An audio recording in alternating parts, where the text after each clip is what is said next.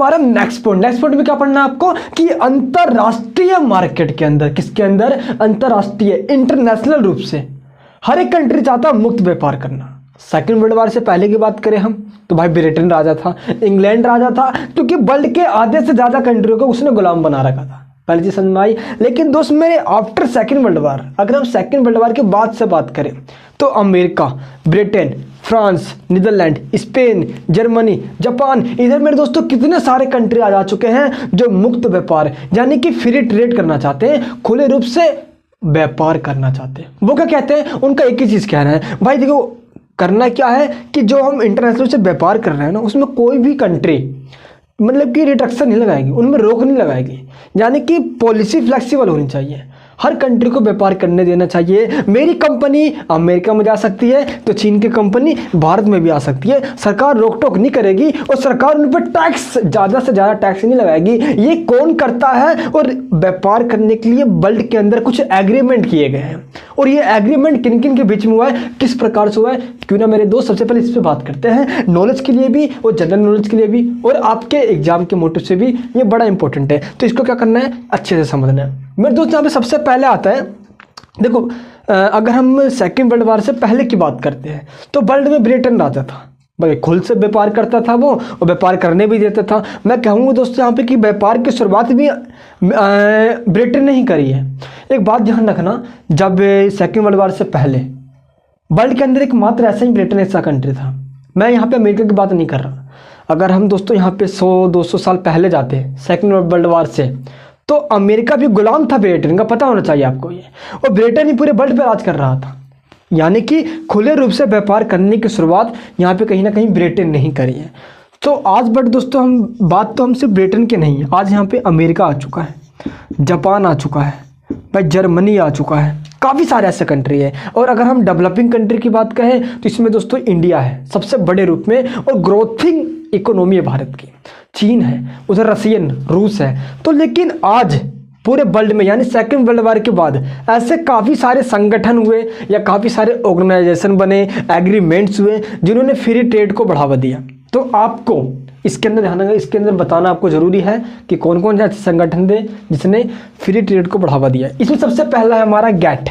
Gate क्या है इसको समझना है मेरे दोस्त। आफ्टर सेकेंड वर्ल्ड वार, कब, सेकेंड वर्ल्ड वार के बाद यह महसूस किया गया कि भाई अब क्या होना चाहिए, वर्ल्ड में एक ऐसा संगठन हो जो क्या करे भाई, विश्व के अंदर एक कंट्री दूसरे कंट्री से व्यापार करे, कोई इसको रोक टोक ना करे, खुले रूप से वह व्यापार करे। और व्यापार करने के लिए क्या हुआ, एक सिस्टम बनाया गया, एक एग्रीमेंट किया गया, और उस एग्रीमेंट का नाम दिया गया गैट। उस एग्रीमेंट का नाम दिया गया गैट। यहाँ पे एक से मतलब क्या है, general agreement, general agreement on तारीफ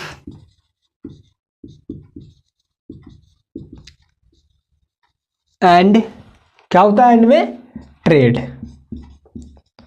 आई होप कि आप समझ गए होंगे कहना क्या चाह रहा है। जनरल एग्रीमेंट ऑन तारीफ एंड ट्रेड यानी कि पर शुल्क, तारीफ मतलब यहाँ पे क्या है, शुल्क, सीमा शुल्क। एक कंट्री अगर दूसरी कंट्री से व्यापार कर रहा है तो कोई कंट्री अगर सीमा यानी कि भाई मेरे देश में कोई भी तुम्हारा यानी कि मान लो दोस्त, अगर कंट्री ए का गुड्स या कमोडिटी, मेरे दोस्त यहाँ पे वस्तु को गुड्स या कमोडिटी कहते हैं, ध्यान रखना, मैं गुड्स बोलूँगा यहाँ पे वस्तु को, यानी ए कंट्री का वस्तु कंट्री बी में जाता है। अगर भारत का सामान अमेरिका में जाता है तो अमेरिका उसके ऊपर टैक्स ज़्यादा नहीं लगाएगा। अगर ज़्यादा टैक्स लगाएगा ना तो ये गैट उसकी ऐसी की तैसी कर देगा।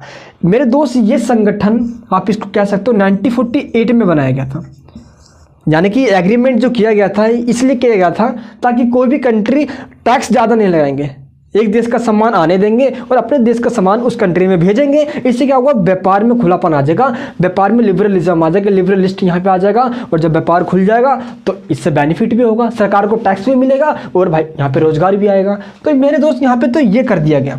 लेकिन इस संगठन का नाम बदलकर कब, 1 जनवरी 1995 को क्या रख दिया गया, WTO। मेरे ख्याल से काफ़ी सारे लोगों ने WTO का नाम सुना होगा, बेशक उन्होंने गेट का नाम नहीं सुना, but general agreement on tariff and trades. But WTO क्या होता है, इसी का सेम नाम बदलकर वर्ल्ड ट्रेड ऑर्गेनाइजेशन रख दिया गया। अब तो समझ में आ गया ना, विश्व व्यापार संगठन। जो वर्ल्ड के अंदर कोई कंट्री कहीं रोक टोक तो नहीं कर रहा व्यापार के लिए, कोई कहीं पे लफड़ा तो नहीं कर रहा, कहीं पे कोई दिक्कत तो नहीं कर रहा, ये व्यापार को देखता है WTO। और दोस्तों इसलिए मैंने सेकंड नंबर पे WTO का रखा है। क्लियर है? यहाँ पे व्यापार को बढ़ावा देना, व्यापार में खुलापन रखना, कोई कंट्री यहाँ पे रिफ्लेक्शन नहीं करेगा, कोई कंट्री यहाँ पे व्यापार करने से मना नहीं करेगा, ज़्यादा टैक्स नहीं लगाएगा, अगर कुछ करेगा तो WTO दे देगा डंडा, और इसने दिया डंडा तो हो जाएगा लफड़ा। आया समझ में? तो ये है मेरे दोस्त WTO। नेक्स्ट हमारा क्या है, बल्कि और भी ऐसे कंट्री हैं जिन्होंने आपस में मिलकर एग्रीमेंट कर रखा है कि भाई खुले रूप से व्यापार करेंगे।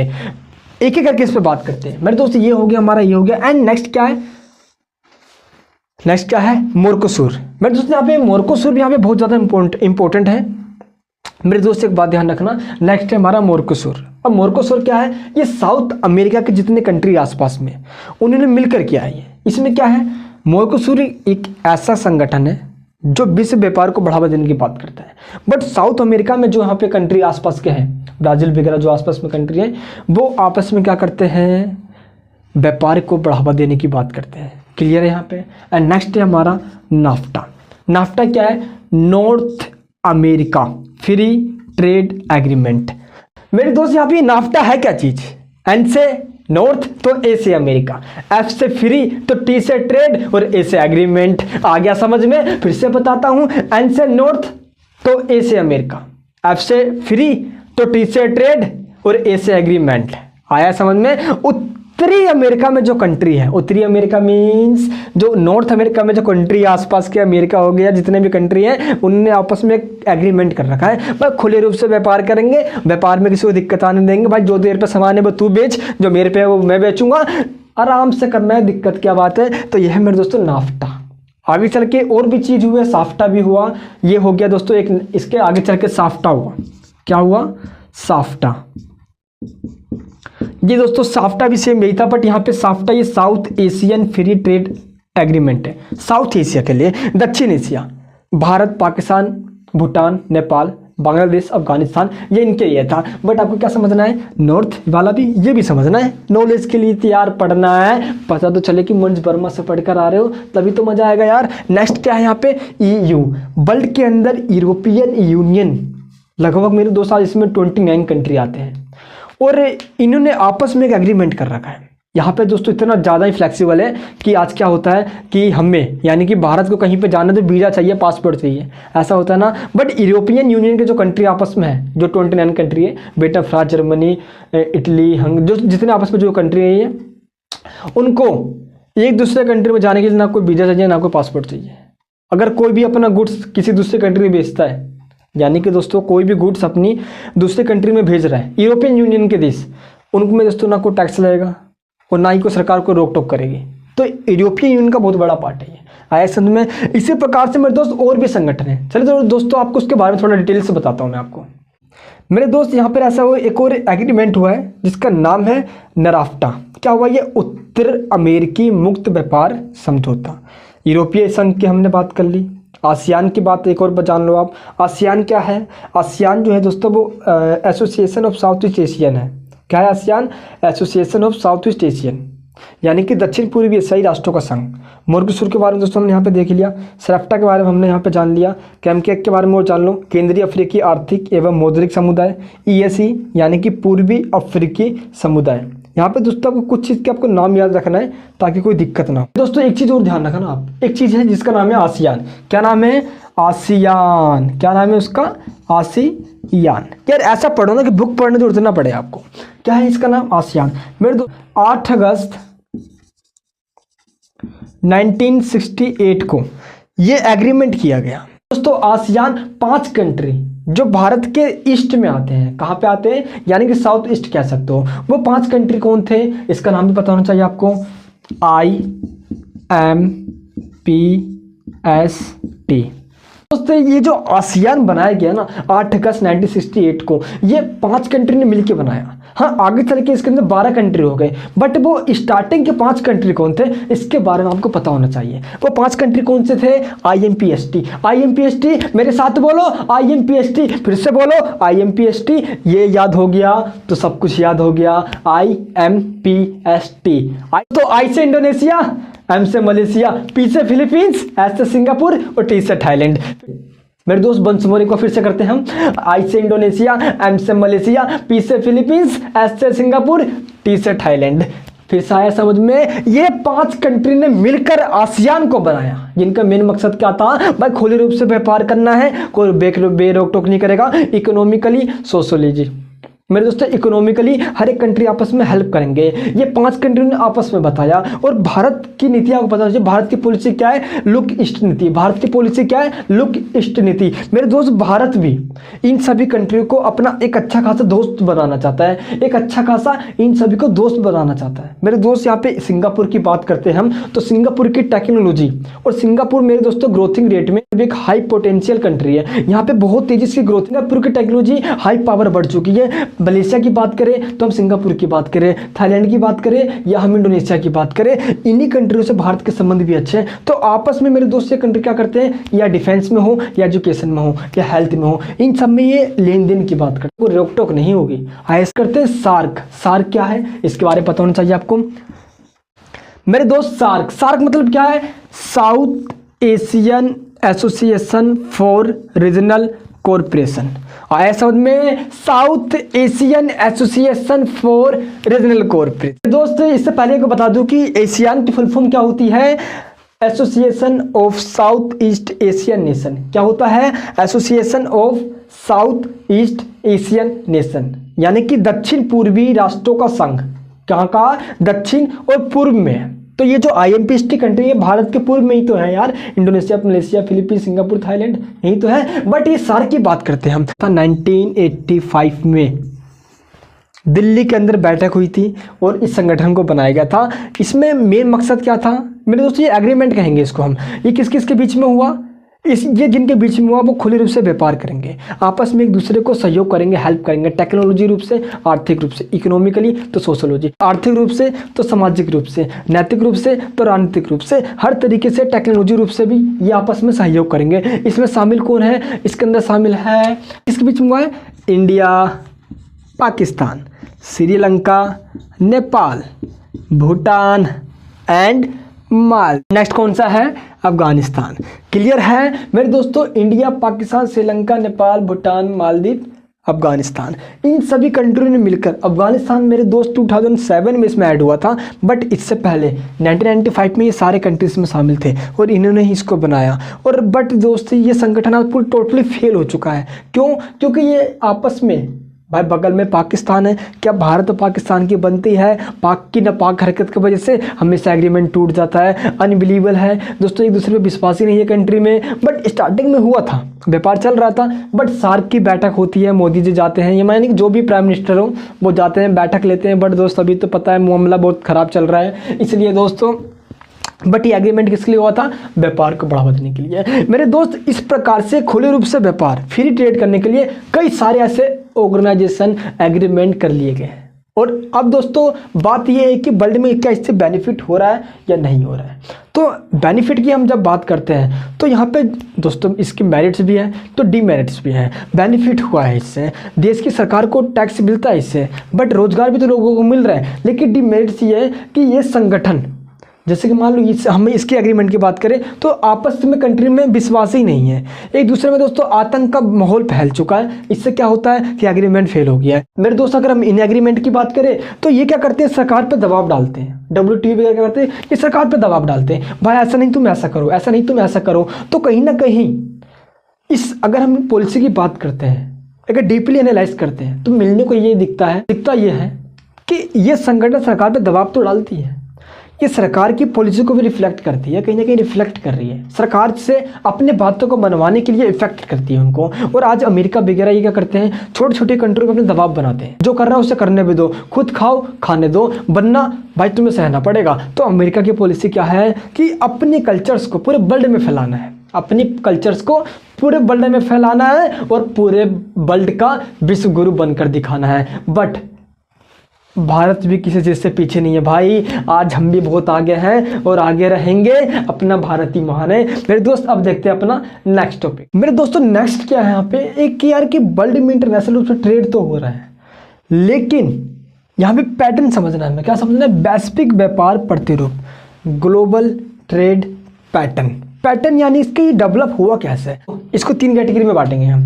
सबसे पहला कैटेगरी कौन सा होगा हमारा? सीमित उत्पादन, यानी कि सेकंड वर्ल्ड वार से पहले कि सेकंड वर्ल्ड वार के दौरान हम बात करते हैं तो उत्पादन के यानी कि प्रोडक्शन बहुत तेज़ी से नहीं हो रहा था, क्योंकि टेक्नोलॉजी नहीं थी इतनी। और वर्ल्ड के अंदर जब टेक्नोलॉजी नहीं होगी तो उत्पादन क्या होगा, प्रोडक्शन क्या होगा, लिमिटेड में होगा, क्योंकि इतनी भयंकर मशीनें नहीं थे। जो सेकंड स्टेज में आ गया, सेकंड स्टेज में क्या हुआ, पहले व्यापार होना स्टार्ट हुआ। व्यापार होने से क्या हो गया, व्यापार जब होना स्टार्ट हुआ तो पूंजी आनी स्टार्ट हो गई, यानी कि पैसा आना स्टार्ट हो गया। जब पैसा आना स्टार्ट हुआ तो और ज़्यादा इन्वेस्टमेंट बढ़ा तो भाई पैसा आ गया तो मशीनें आ जाएंगे, मशीनें आ गई अब कंपनियां बनने स्टार्ट हो जाएगी। तो सेकंड स्टेज में क्या हुआ, MNC मल्टीनेशनल कॉरपोरेशन, एक ऐसी कंपनी बनना स्टार्ट हो गई जो एक देश की कंपनी दूसरे देश में जाके पैसा लगाना स्टार्ट कर दिया। अब इससे क्या होगा, जिस देश में पैसा लगा रहे हैं उस देश की सरकार को टैक्स मिल जाएगा, फायदा यहाँ पे हो जाएगा। और MNC जिस देश की है उस देश को और फायदा हो जाएगा, क्योंकि भाई जहाँ पे वो जा रही है वहाँ से तो कुछ ना कुछ पैसा कमाएगी ही, उस देश को तो लूटेगी ही। आया समझ में।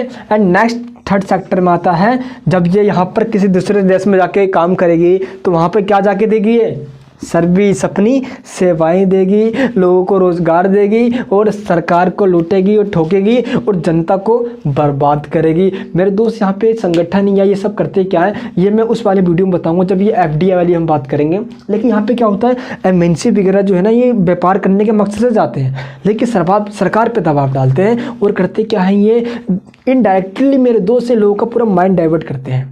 और इनका काम क्या होता है, ऐसे तरीके से लूटो देश को कि मतलब कि अपने उन चीज़ों को आदी कर दो इनको।